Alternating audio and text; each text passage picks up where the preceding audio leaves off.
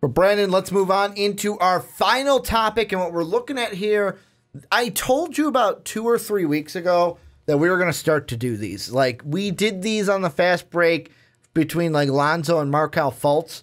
You guys loved them. So we got the first one of the year. We're looking at 2 college prospects, kind of we'll talk about one, then we'll talk about the other.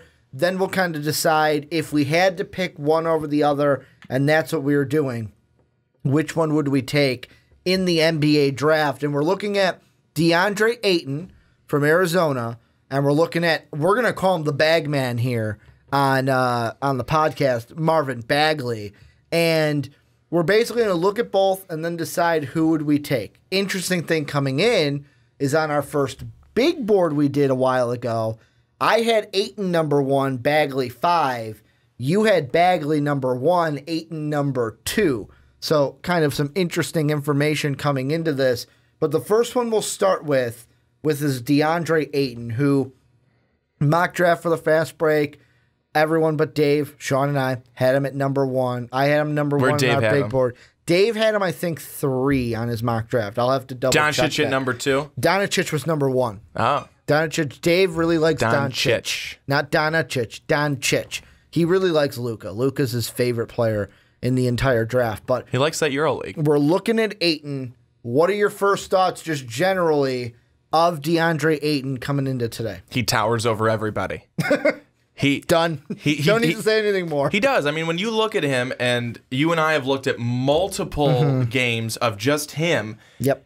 He has his way with almost everyone down low, and he does, and he bodies up on everybody. That's just one of the great things about him. He's got great footwork when he's down low, and his presence is dominating every single game. It doesn't matter who you put on him, and it doesn't matter who he's going up against. He is just a force to be reckoned with. He's not real big, like big and bulky, but he is big, 7'7" and he is between like 260 to 2, like the lowest I've seen him rated, I think, was like 245, I believe. So he's a guy where I put it this way to you before we came up here to record the podcast, was he's a taller and he's taller than Dwight Howard, but weighs less.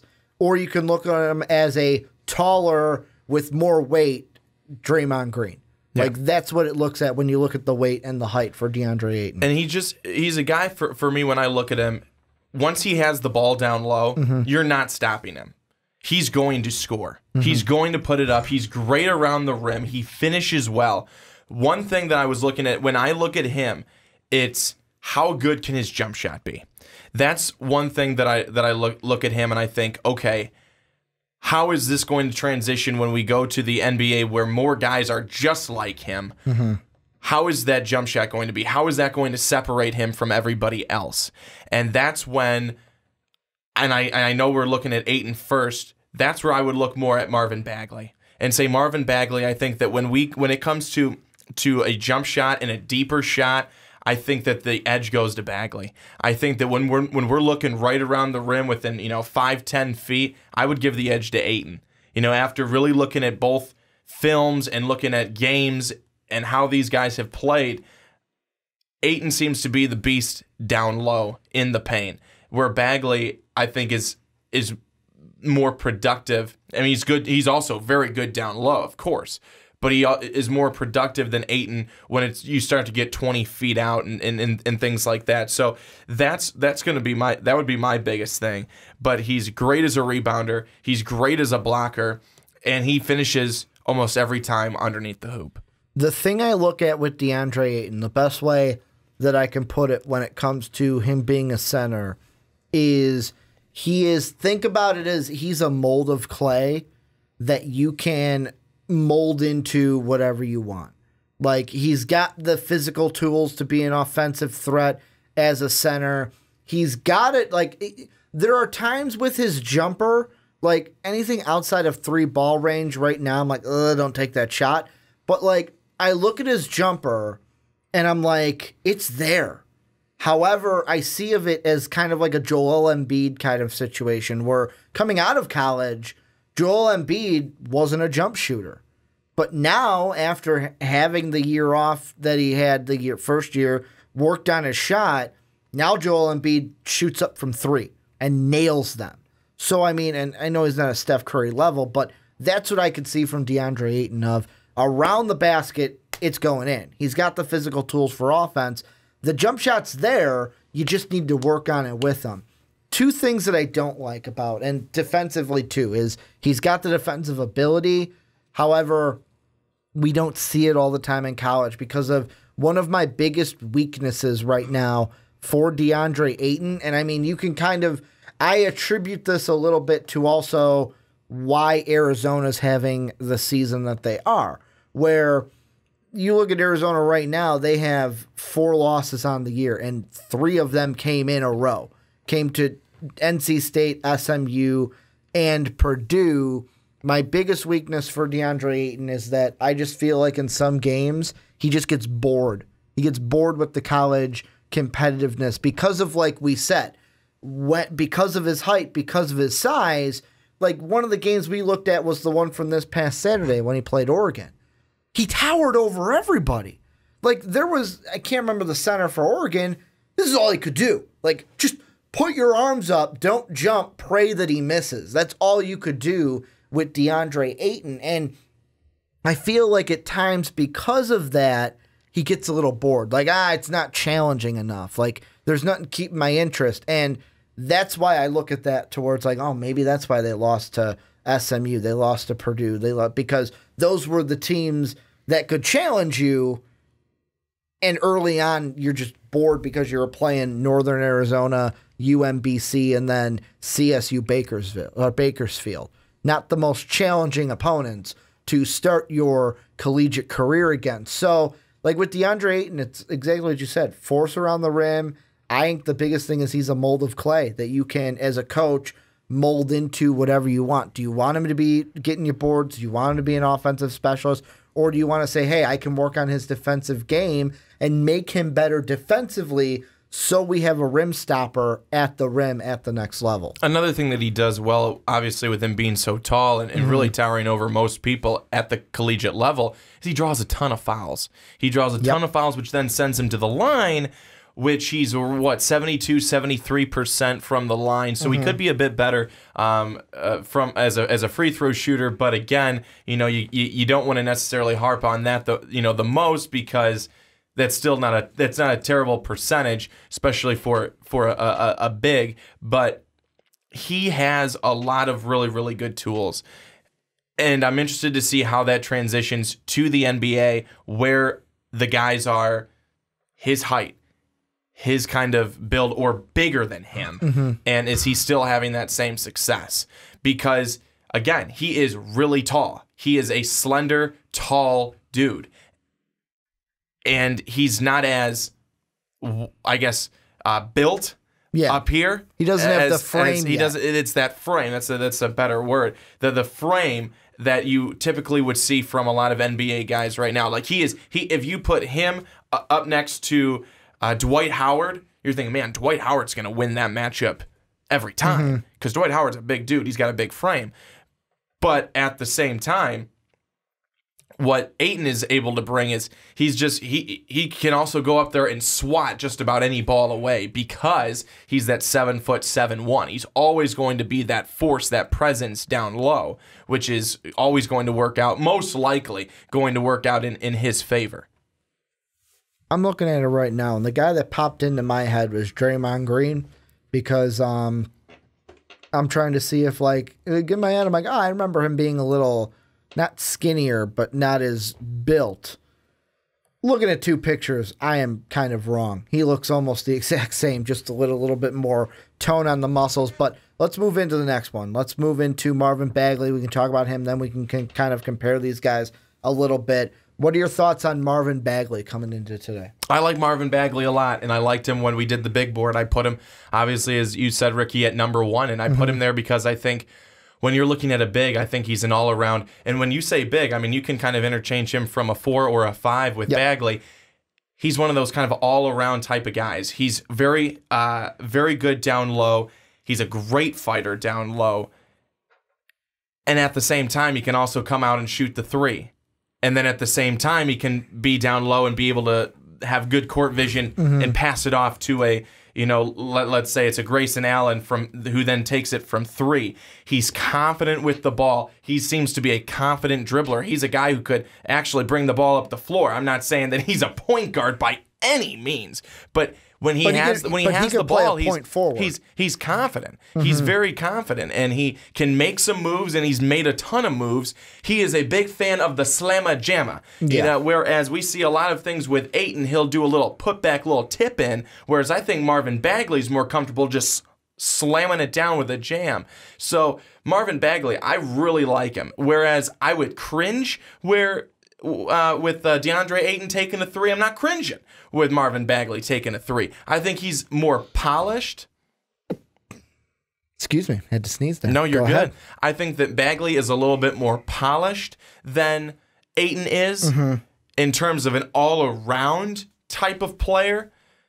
But Ayton, of course, is still very good, which is why I had him at my number 2 spot. Well, the thing is, the first thing I noticed is exactly what you said. Like, the first thing I mentioned when we were watching the two and some of their games, I was like, Ayton, it seems like, get the ball down low. It's going to stay with me most of the time, like 99.9% of the time. But he doesn't need to slam it home. He can either put it up, he can go underneath the basket, and he's got a soft finesse with it. When I looked at Marvin Bagley, it was most of the time you just want to slam it home, and whether it was tip-ins, whether it was get the ball and put it up near the basket, those ones were not as secure, not as like, oh, it's going in for sure, that a DeAndre Ayton had. However, the thing that Bagley, this could be one thing that people think of as a weakness or a strength, is that you draft DeAndre Ayton, he's your 5. You're drafting Marvin Bagley, you can then decide, okay, is he going to be our 5 and be playing down low, or is he going to be a guy because of that range that you talked about? He can't step out, hit a 3. Are we going to work on that and develop him as a 4? Bagley, I think, is the guy where, I said Ayton's a mold of clay. When it comes to Bagley, in that sense, it's more diverse of, you first got to pick out where you want to mold him at, the 5 or the 4. The thing I think is going to be his trap at the next level is if he goes to a team and they try to make him a tweener, where it's like, you're in between, and we're not committing you to either the 4 or the 5. I think that when you said you could look at that, the statement you just made is either a positive or a negative, strength or weakness. Yeah. If I'm an NBA team, I'm looking at that as a strength because, we all see where the NBA is going, and it's a definitely more offensive-minded league, and it's a shooting league and a shoot-first style league. So I think that if you're able to put him at the 4 or interchange him 4 or 5 on a given night or a given situation, I think that that's going to give the advantage more to Bagley, in a positive advantage, because of the fact that then you can develop more with his shot. I think it's already pretty developed. And when you look at Ayton or Bagley, if you're looking for a long range jumper, I'm going to go with Bagley. If you're looking for a 3-ball, I'm going to go with Bagley. Yeah. So those are things where that really favors Marvin Bagley on that one. And that goes back to my whole comment of, I think he's more polished as an overall player, whereas DeAndre Ayton, I think if you're strictly looking for a center, big guy, stays down low all the time, Ayton is your guy. But if you want the guy who's more, well-developed, can play in a couple of different positions, doesn't need to stay down low, can come up top, can go to the wing, that's more Marvin Bagley. That's my opinion. Well, and the thing with Bagley, I will say, after looking at him coming into this segment, I now understand, though, because when we did our first big board, my first thought was, you know what, looking at these guys, like, you've seen them play, but I'm thinking at the next level. What do I want at the next level? Do I want a phenomenal big guy, or do I want a phenomenal point guard? And, the thing that I look at Bagley is, at that point, he was easily 5, and Ayton was 1. I'm not saying that after today I'm flipping him, but the thing that I would look into, it's kind of hard where they are, but the margin between maybe Trae Young at 4 and Marvin Bagley have gotten smaller now, because the thing with Bagley that's my only weakness with him is the whole tweener thing of, and it's not a weakness of him, it's a weakness of what is a team going to want to use him with, because when I look at him, he's a guy that's very competitive. He's a guy that, like, you can already see the work ethic in him is strong. Here's the thing between the two guys that we haven't said that we have to take into consideration, and I wonder if this is what Bagley, where some of the success comes from too, of with DeAndre Ayton, the only really one, he's kind of got two people on that team, the backcourt mates, Trier and I'm forgetting the other one, but basically the backcourt, whereas Marvin Bagley, that entire Duke starting 5 was in our top 25. Wendell Carter, Marvin Bagley, Grayson Allen, Duval, Trent, all of those 5 were in our top 25, whereas DeAndre Ayton was the only one from Arizona in our top 25. And I think that with you bringing up that point, it's a perfect point to bring up, because with all of them being in there, Marvin Bagley still stands out as the most coveted, I think, out of all of them, and as possibly the best out of all of them. If you're looking for just shooter, you're going to say, oh, well, Grayson Allen's the best shooter. But if you're going to look for who's the overall best player, on that Duke team, in terms of what we're looking at it for and big board wise, you're going to say Marvin Bagley, because he's got the most tools for you to be able to use as an NBA team. An NBA team isn't going to they're not going to put Grayson Allen and Marvin Bagley next to each other and go, I'm going to go Grayson Allen. They're going to go Marvin Bagley. The thing that I like most about Marvin Bagley is, first off, a little thing I didn't mention that I wanted to make sure that I mentioned. Thing that I love about him, if you pass the ball to him down low and he sees a wide open shooter, he'll pass out to that shooter. There were numerous times it's like, pass, oh, Grayson's open, pass it to Grayson. Grayson knocks down a wide open 3. I really like that, rather than give me the ball, okay, I'm going to go to work. Because that's not where the NBA is. We don't have a lot of back to the basket, I'm going to work you down with my post game at the next level. But how many times did we see when you watch both of those and you look at DeAndre Ayton, most times when that ball was going down low, it was going right to the hoop. Yeah. And that's that. I don't want to put that as much of a knock on Ayton, but it's more, how can you continue to keep a play going? And I'm not saying that it's because you're not going to score, but if there's nothing there, when now looking NBA wise, are you able to effectively be able to move the ball around and get it back out to the wing for your guard to be able to put up that 3, or are you always keeping it? And that's, I will go back onto your comment. That's a thing that both you and I really did like from Bagley. He's got good court vision. He's able to know where he is on the floor and where his teammates are at. Well, and that also plays in Raleigh Alkins is the one that I was thinking about, the other backcourt mate to Alonzo Trier. But one of the things you mentioned while we were watching film was, going off of the team thing I said with Marvin Bagley, DeAndre Ayton's the guy. He is the number 1 scoring threat on that team. He is the guy. So when you have that mindset, ball comes to you, okay, I'm the guy. Whereas Marvin Bagley, he's got 5 other guys that could be first-round talents in the NFL or early second-round talent in the NFL. I'm looking at Grayson Allen. He could probably be the one that falls to the second round. But the point is, NBA? In the NBA. Like, I'm talking like 33 pick. Just making sure, because you had said NFL. So I meant NBA. Because someone was going to tear you to pieces for saying NFL. You got to understand, we're in draft mode now, so with me being on both us, NFL and NBA, I'm going to slip one of these times. But what I was saying is, he has that confidence then to say, hey, you know what? It's not all on me. Hey, Grayson's open. Grayson's a pretty good shooter. I can rely, I don't have to do it all myself. That can also maybe play into it a little bit as well. And the thing that I wanted to kind of say overall, and this will be my last thing between these two before we decide who we would pick one over the other, and this kind of goes into that. When I look at these two, when I looked at my mock draft of what we had it for the fast break, at that time, it was the Hawks at number 1 and then the Celtics at number 2. And I had DeAndre Ayton number 1. Marvin Bagley number 2. Bagley to me is going to be the guy. Even if he's under Trae Young, under Michael Porter Jr., under Doncic on big boards, he's going to be the one where it's like you're going more towards fit. Whereas DeAndre Ayton is, I want the best center. I want a guy who can be dominant. I'll go DeAndre Ayton. Or if it's like, you know what? I can bring in Bagley as the 4, or I can bring him in the 5.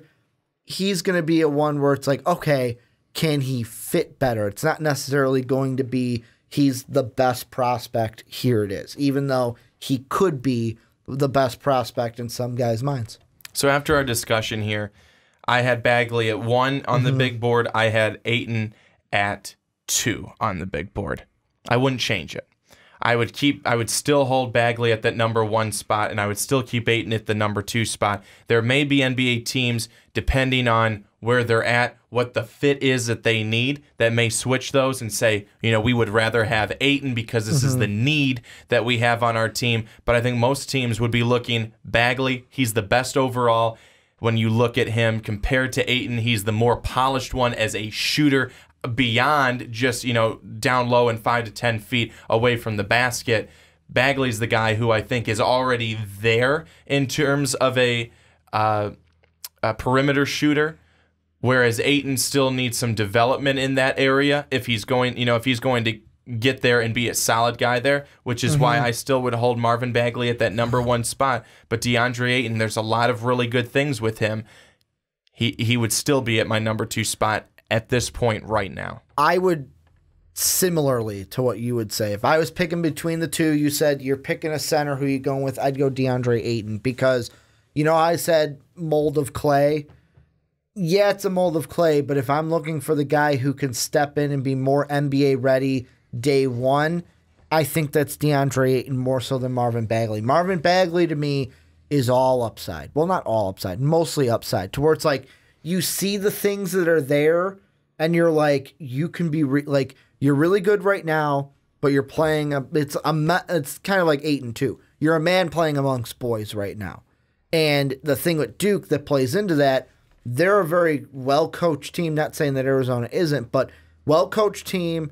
They have, like I said, 25 of the best prospects in that starting lineup, so that's going to play into it as well. But Marvin Bagley has the tools, and arguably some could see him. I know it's only 0.4 more a game than Ayton, but some could see him as a better rebounder than DeAndre Ayton. The only thing I think that Marvin Bagley needs to work on more is, for me, especially around the rim when he finishes, when it's not a dunk, it's a 50-50 ball in my eyes most of the time, where unless Bagley's going up with authority, he puts up a little underneath basket shot, and it's like, ooh, that might not go in. He doesn't have as much finesse as Ayton does when it comes to finish that shot. Yeah. That shot. However, he can step out right now longer than Ayton. However, even though I'm more confident in that than Ayton, it's not like having Grayson Allen out there. But Bagley also, and I don't want to go back to this point because I know we're wrapping up here, but Bagley, again,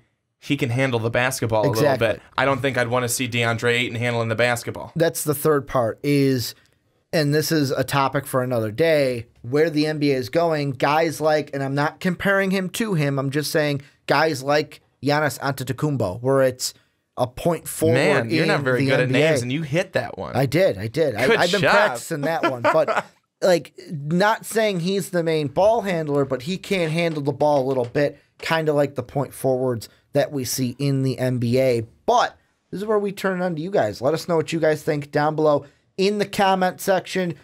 Do you like Ayton? What do you see from Ayton? What do you see from Bagley? And if you had to choose right now, who would you choose? I can't wait for our next big board because I feel like Bagley might be climbing a little bit on my big board. No spoilers as of yet, but thank you guys for checking out the Primetime Podcast. If you're on Blog Talk Radio, iTunes, Stitcher, TuneIn, Spreaker, you listen to the whole thing. And if you're on YouTube doing the same, thanks for being a champ and listening to the whole podcast. If you're on YouTube, go check out our other segments. We had Patrick on today. It was a great time talking KU hoops. Little housekeeping to end the podcast. Number one, if you like what we're doing here, make sure to check out patreon.com/mostvaluablepodcast. That link in the description. You can be like Patrick and be on the show each and every week if you're at the $10 tier. Number 2, we want to hear from you. We have a MVP survey, a census, however you want to think about it, down below in the description. Make sure to click the link. It takes about 2 minutes. That's the longest time that we've had from somebody who's taken the survey. Make sure to take our survey.